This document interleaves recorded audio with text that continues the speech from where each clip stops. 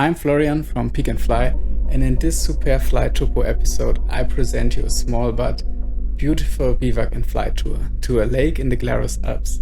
You need 2 days for the route and sleep 1 night on the mountain. The route starts in Unterschächen, where you can pitch your bivouac tent. On the next morning, a short hike takes you to the Balmeten, to the northwest, from where you can take off and fly back to the Unterschächen Valley.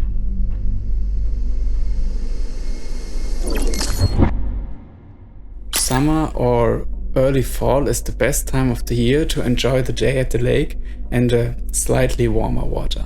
Well suited are of course thermally active days and light wind from southern directions. The second day would also tolerate all other wind directions except west, due to the lack of launch possibilities on the Balmeten to the west. The route to the lake is about 10 kilometers linear distance and includes 1 major valley crossing. As the mountains in this region are well over 2,000 meters high, the cloud base should be at about 3,000 meters or higher, which is not uncommon in this region. Even if you can start on foot in the valley of Unterschächen, it makes more sense to take the bus or Postauto, how is it called in Switzerland, to the Urigen bus stop. And from there follow the road on foot with the signpost Alpes Suisse.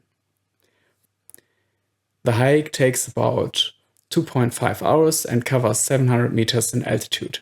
You can also drive to the Mettenen launch site by car, but there's a charge of around 10 Swiss francs for the road. From here you can take off in south or southwesterly directions. Another option would be to hike about 400 vertical meters and without a path further in a northwesterly direction to get to another launch site, the Alpes Plateau. Here you can launch in southern direction as well.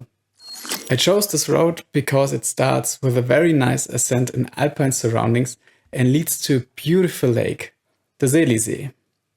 The lake offers fantastically clear water, a fine beach and a large meadow that invites you to simply topland and bivouac. The sun shines on this beautiful spot until the evening, allowing you to experience the magic of an alpine sunset. It is surrounded by rock faces on one side and vast expanses and views on the Bernese and Uri Alps on the other. The valley wind in this region flows from 2 main directions. Firstly, from the north via Vierwaldstätter See.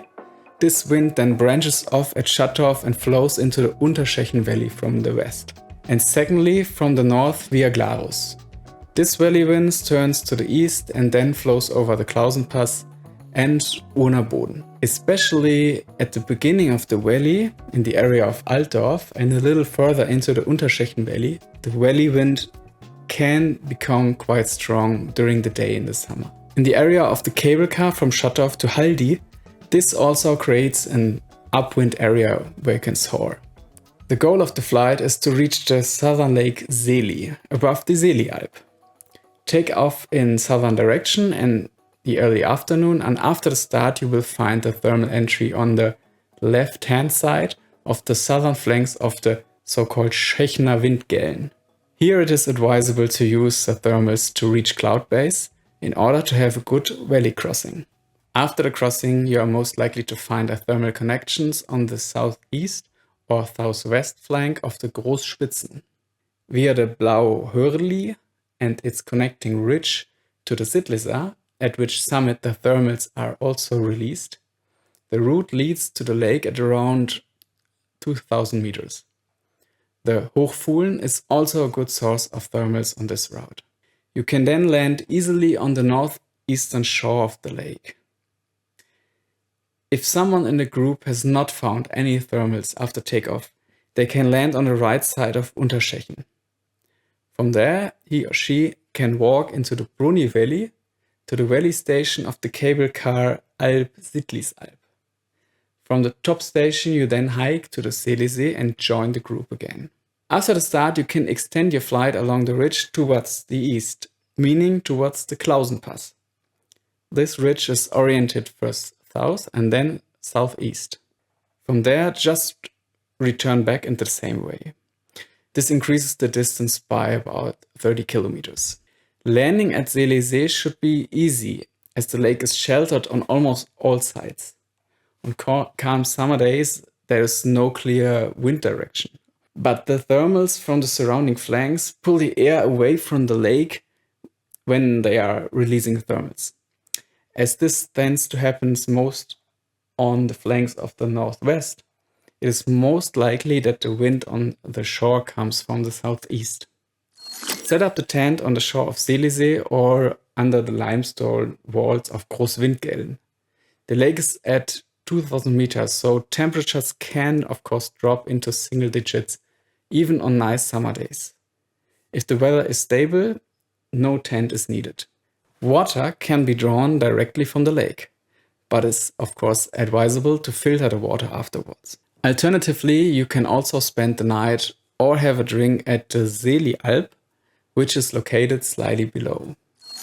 The next morning, you hike about 400 meters in altitude and 5 kilometers on an easy trail to the summit of Belmeten.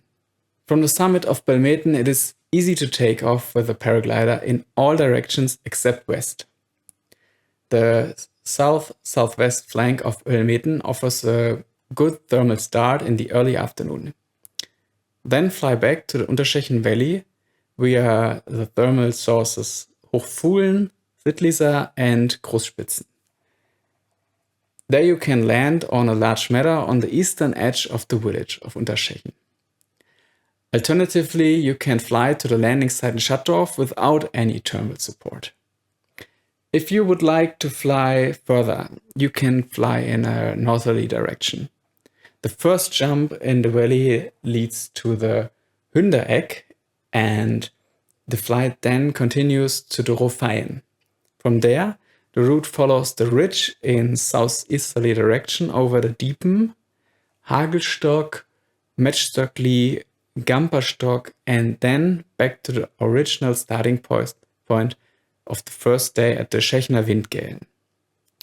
From here you can fly or glide to the landing site or continue along the ridge towards the Klausen Pass as described for day 1. The flight is thus extended by 25 to 55 kilometers. The dangers?